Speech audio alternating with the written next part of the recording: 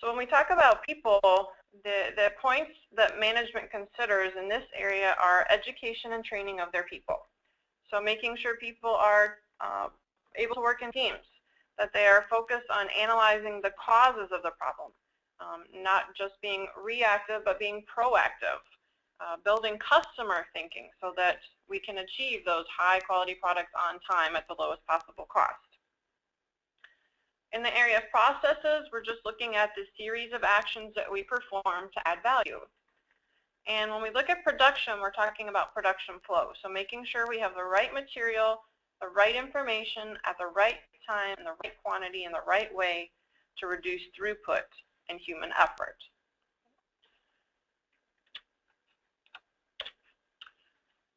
And so if that's what's required, how do we get there? We have to have workforce training and development. And it's got to be an integral part of your business strategy. Having it as an afterthought is not going to help us get where we want to go. And it's shown that the companies that excel in workforce training and development are dramatically more likely to reach world-class status overall.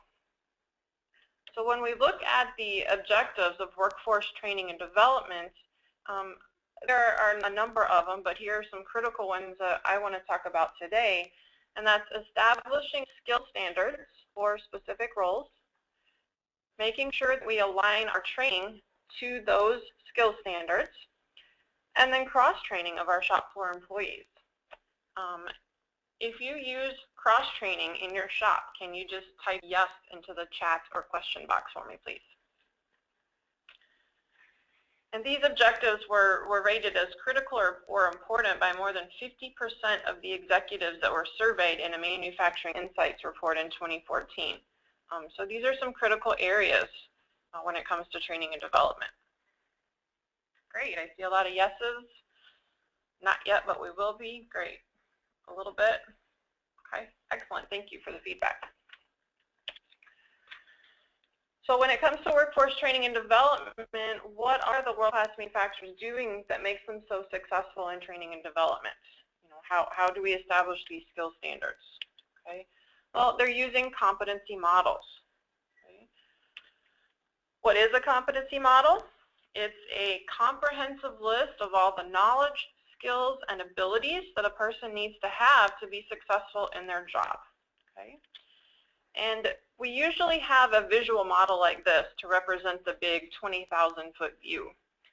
And this competency model happens to be the Advanced Manufacturing Competency Model, which was established by a coalition of manufacturing associations, including NAM and the Manufacturing Institute. And so here at the bottom, we have our personal effectiveness competencies with our interpersonal skills, professionalism, just being ready for work, our academic competencies of science, reading, writing, communication, etc. Then we get into our workplace competencies of teamwork, planning, organization, problem solving, team building, sustainable practices. Okay, those are considered the ready for work, ready for college levels. And then we get up into our industry-wide competencies. So these are competencies that apply across all sectors of manufacturing, regardless of the specific area. So manufacturing process design, production, supply chain logistics, quality assurance, sustainable and green manufacturing, health, safety, okay, and the environment. Then industry sector technical competencies. If we had certifications within metal casting, this is where they would be. Certifications within other areas like the welding certification and NIMS machining certifications, those would fall in here. And then we've got our upper level certifications. But then accompanying these maps would be a detailed document that specifies what all of those knowledge, skills, and abilities underneath each of these would be. Okay? And these competency models should always be mapped to your company's business goals, because you need to know what it is that your employees need to know, do, or be able to achieve in order for your company to be successful. And when you have a model like this that's mapped to your business goals, it allows you to much more easily identify the appropriate personnel to identify the skills gaps that your employees have so that then you can target the training specifically to those skill gaps and you're not spending time training them on skills that they don't need. And then you build on those skills to continually fill your pipeline and promote people up the ladder and make sure that you've always got people ready to take over when people leave or your business expands. So that's professional training. I like this quote because American Axle is a big user of castings, and they really do embrace this model. They send a number of people to AFS conferences and institute courses, and they're really involved in training and development. And so I just think this quote from Jerry Kaminsky is really apropos. Aggressive companies like ours that embrace the competency models, implement them, and then use them for selection, development, and appraisal will jump ahead of the competition. And that's really where companies are going, and that's what they found to be really, really successful in helping achieve business goals.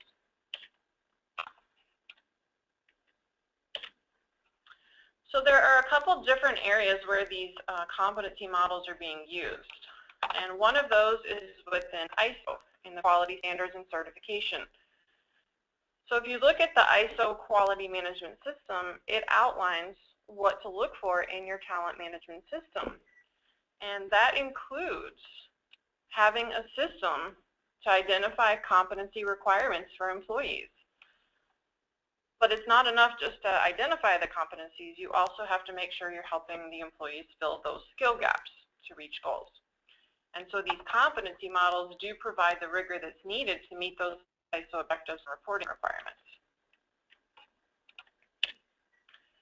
The other area where competency models are being used is within certifications. So certifications are, true certifications are not based on taking a certain number of courses. If you're looking at something that's based on taking courses, we would call that a certificate program. But a certification is based on validating knowledge or skill achievement by showing that they can actually retain knowledge and apply skills.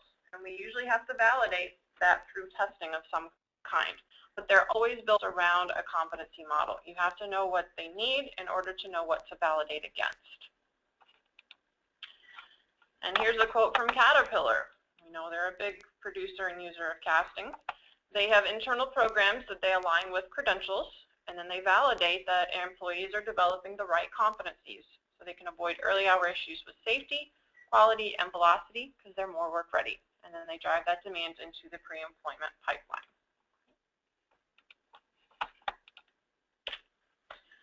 The other area where we're starting to see a lot of competency model use is within competency-based education programs.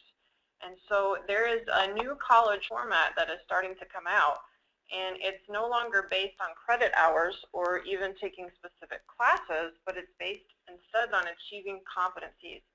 And these competencies are coming from industry. Businesses are saying, look, our employees are not coming to us with the skills that we need. They don't know how to do X, Y, and Z.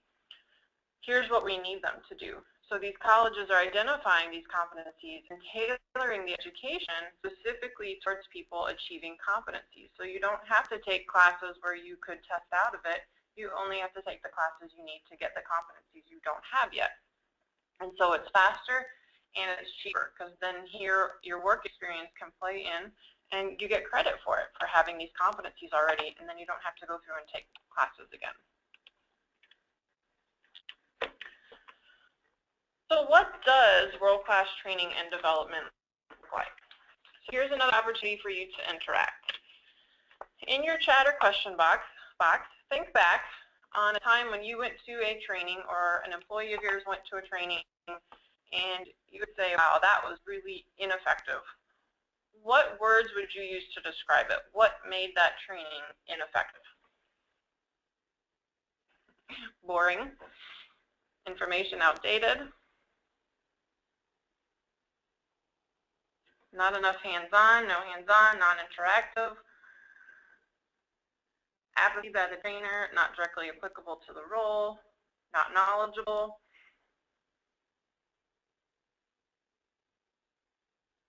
slow, took too much time on questions that detracted from the main content. Okay. Any other thoughts? All right, excellent. Thank you for that. Okay, so then on the flip side, what words would you use to describe a training event that you attended where you would say, wow, that was really effective? What are some characteristics or words that made it effective?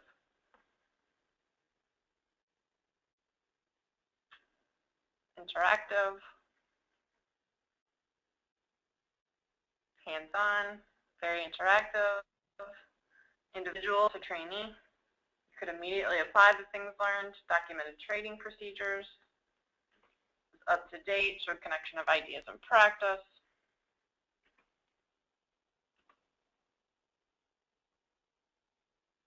Excellent, thank you. So a lot of the opposite things from ineffective or effective, you guys added some other things in there, being able to apply individual to the trainee, documented training procedures, people are enthusiastic. So that's excellent. I love to hear that because that is exactly right. And the key point here when we look at training and development is that not just any training will do. It has to be effective to contribute to success. So if you're training, if you're spending money on training that isn't effective, you may want to evaluate whether you want to keep off.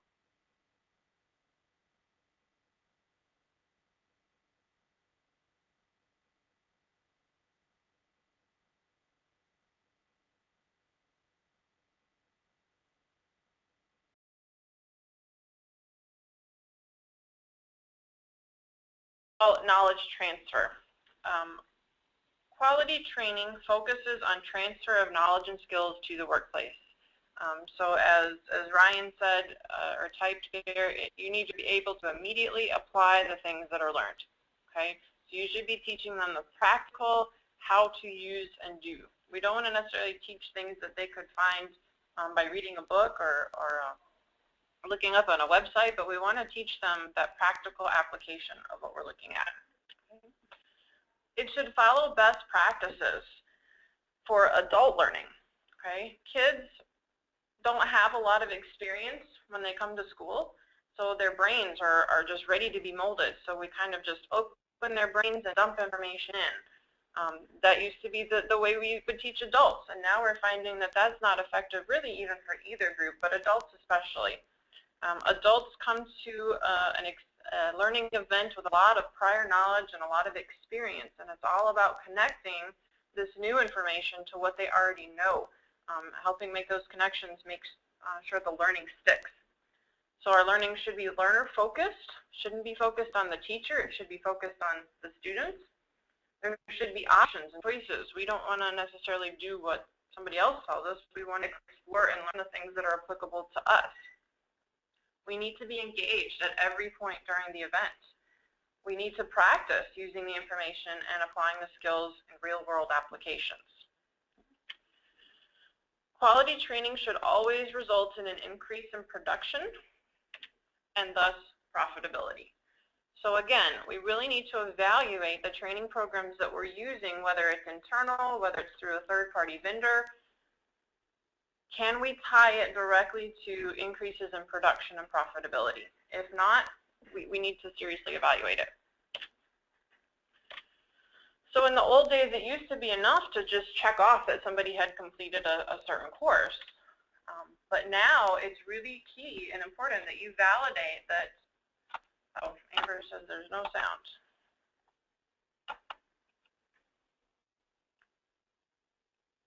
If you can hear me, please type yes. Okay, thank you. Sounds like I think we're back on. Sorry about that, guys. Okay, excellent.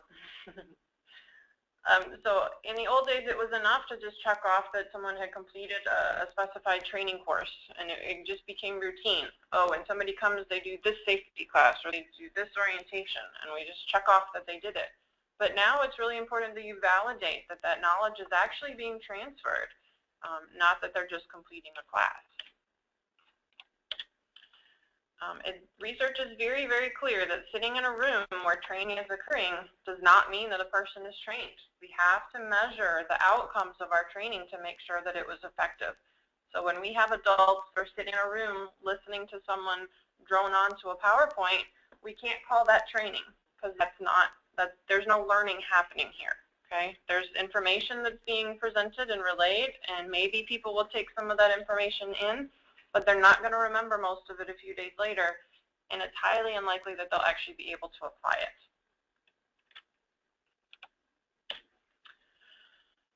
So another opportunity for interaction. Workforce development is tough. It's really, really hard, especially in today's environment with all of the regulations and different things going on. So I would like to hear from you guys. What are some of the challenges that you are facing and seeing when it comes to workforce development? Tell me what your struggles are. You can type those into the chat or question box.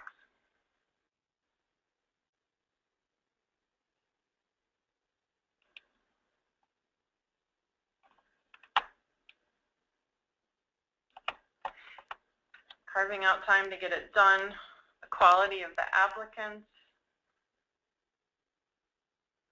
just starting to develop, comprehensiveness, language barriers.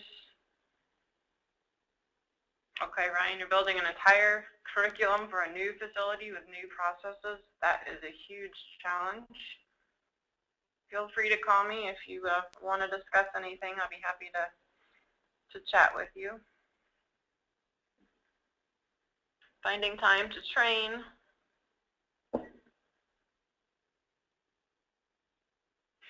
Starting from scratch, getting support to do the appropriate amount of orientation training because it interrupts production. Students are given credit for theory, but they struggle converting descriptions to problems that can be solved. Yep. Training, it takes a skill to develop training. It's not something that anyone can just go out and create a course and offer it and have it be effective. You know, some people have that innate skill. It just comes naturally to them. But in general, it's difficult to take someone off the floor and say, hey, develop this training class for your people, and to have it really be effective, because there's a lot of best practices, there's a lot of skills that go along with developing quality training. So here are things other manufacturers have cited, and you guys have named a number of them. Getting budget approvals for training, even when there's a clear need for it. Developing managers, supervisors, and leaders.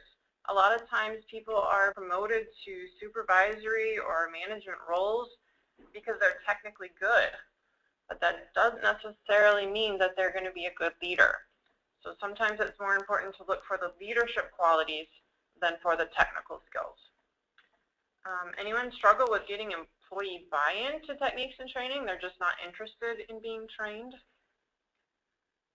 Some of you mentioned this, finding candidates that have the right technical and soft skills. Finding people with the right attitude and work ethic, getting them to show up every day on time, drug-free. That's a big problem these days. Finding time to train employees. You guys, several of you mentioned that. Identifying specific needs. That's also hard. That takes a concerted effort to sit down and identify and build those competency models out. And then again, pulling employees from the plant floor to train them. It does impact production when you pull them off the floor.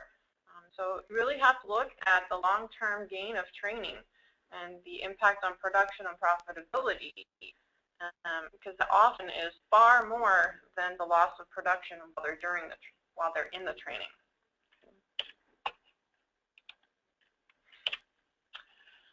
So it's important to know that very few world-class manufacturers will handle workforce development and other quality and continuous improvement initiatives by themselves. The good ones know that that's not their competency. Your competency is making metal castings. There are others who are good at training. There are others who are good at quality and continuous improvement. It's okay to bring in those external experts, because sometimes when those people know what they're doing, you can bring them in for a lot cheaper than it would take you to keep implementing initiatives that may not be all that successful at the end of the day. So some sources of support include the universities and colleges, your professional associations like AFS, and your service and goods vendors and suppliers. I know a number of the suppliers in the industry will come in and do training for employees. You know, just evaluate all of them. Evaluate us, evaluate all the vendors, and make sure that that training is really being effective and improving your employee skills. So as I said earlier, I do believe we should lead by example. So I just want to share a couple things of what the Institute is doing to help support you in these areas, just so you're aware. We are developing competency models for specific jobs and job areas within metal casting. And the first two are going to be created in June, quality and process control and foundry supervisors. These competency models will be released at different levels. I'm not sure at what levels yet. But then our courses are going to be built around and match those competencies so that you know what training to use for which employees. And just a little plug, we are still looking for people for these competency model workshops, so if you have interest, talk to me on the side. Our courses are built with the end goal of application of knowledge and skills to the job. Okay, that we are revamping all of our classes and trying to make sure that we follow best practices and that we focus on application. So they're really interactive. We try to make them as engaging and interesting as possible. We try to have as many opportunities for practice and hands-on as we can. We're contracting with course designers because they're experts in adult learning and designing courses. And then we pair them with subject matter experts from within the industry to develop training so that we get the quality training and the quality content all in one package. And then our instructors are required to become certified instructors, and we're training them in adult learning and facilitation best practices. And then they have to get feedback after every course to ensure continuous improvement. So these are things that you may consider if you're doing in-house training of just taking a look at these and see if you can implement the same types of examples. Just a sampling of some future classes in different areas where we're going. We're developing classes at the 100, the 200, and the 300 levels so that we hit the entry level, those with a little bit more experience, and then those that have been in the industry for a while. When we look at course materials for our classroom, this is just a couple pages from a participant guide that shows just how detailed the information is that we're providing students so that when they walk away, they've got this resource that they can go back to. So we're not trying to make them memorize a lot of things. We're giving them the information and spending time on the application of it. Online training, it's just as important that online training be interactive and practice-based as for classroom. So if you're using any online training, it takes a special skill set to develop online training because you have to design it a little bit differently to make sure that there's application and interaction and engagement. So something to consider there as well. So here's where I want to open it up for questions. You can go ahead and type them into the question or chat box, and we'll try to answer those for you.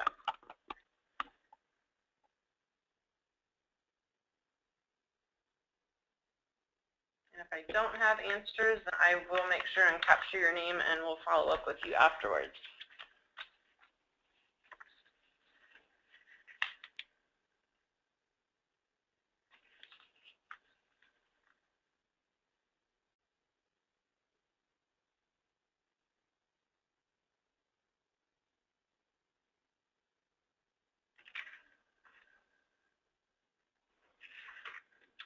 Do you have on-site training? Mary, you're asking if we offer on-site training? Yes, we do. We will come on-site and do training for a company. We just ask for a minimum of 10. We can be a little flexible, but that's kind of where it hits the break-even point. But yeah, we can definitely provide on-site training. How to develop standards for a specific plant? Okay. This is where you have to evaluate whether you're going to go down to the individual employee level, whether you're going to look at the department level, but you have to know that you got to know what your company business goals and your strategy is, and make sure that when you're looking at your employees and their specific job roles, that they support achievement of those business goals. And so it's sitting down. One common way that this is done is just by observation, by having someone go out on the floor and just observe a person for a day or two and just write down everything that they do. And then from that, you can pull out what are the skills, what is the knowledge they need to have in order to do all those things that they're doing. And the way that we're doing the workshops is or the competency models is we have a workshop, and we're actually bringing people in who are living and breathing these jobs every day. And we're going to be going through it's a 2 days workshop, and we pull out of them what are their major responsibilities. What are the tasks that you do to complete these major responsibilities? What is the knowledge that you need to have in order to do this? What are the skills in order to achieve these tasks? And from there, we build out our competency model. Okay.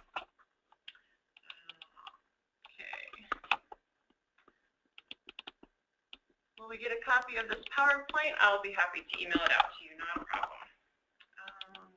AFS is currently developing the competency model and training CCI. Jim, I'm not sure what CCI stands for. If you could give me some clarification on that.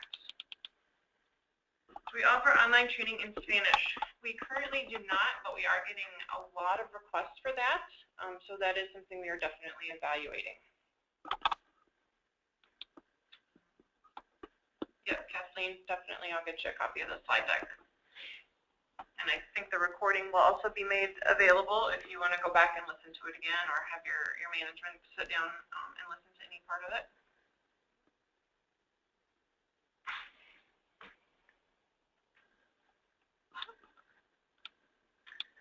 How are we certifying our instructors, and how would you suggest for a Foundry to certify trainers? We have developed a Train the Trainer program. Sorry, it looks like we lost audio there for a minute.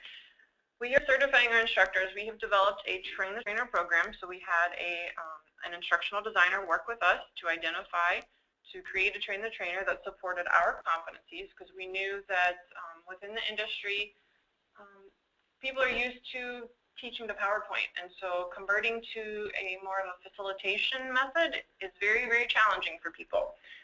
So you have to go through and explain why we can't do it that way, why we can't sit and talk just the PowerPoint, why we need to interact and engage and practice, and we teach them skills, and then we actually observe them in the classroom and make sure that they're a good fit before we award certified status. And then we evaluate them after every class. They get a feedback report on things that they did well, things that we may need to work on, and we create tools and provide support for them. For your Foundry to certified trainers, there are various classes out there from different organizations that you could use for presentation skills or training skills, probably locally. I think sometimes SkillPath or Skillsoft, Fred Pryor sometimes. So different groups have different programs. They wouldn't necessarily be specific to metal casting, but that's not always what you need. It's more about the facilitation than anything else. We're also getting requests or interest in possibly having our program available for internal trainers. So if that's something you're interested in, let me know, because the more people that say that, the more we could make it available.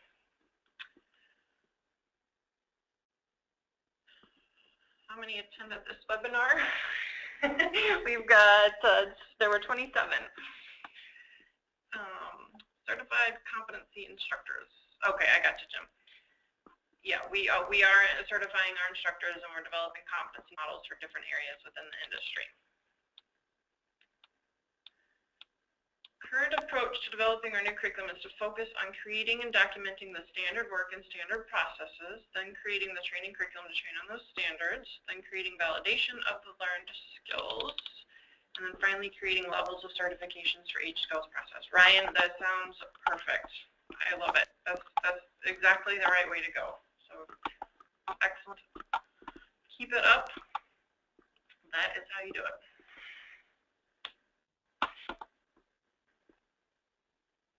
It's a step-by-step process, and you got to start at the bottom. You've got those SOPs, then you got to know what they need to know to do those things, and then you've got to validate the skills, and then create certifications to give them achievement or reward for it. So that's great. Any other questions?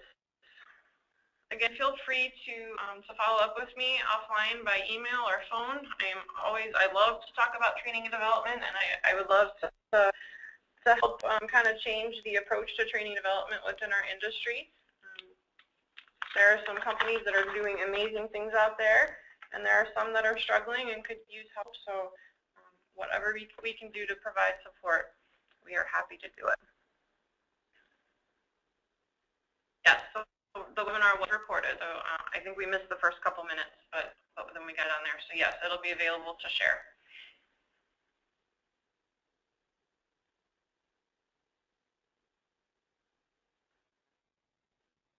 Okay, I don't see any more questions coming through.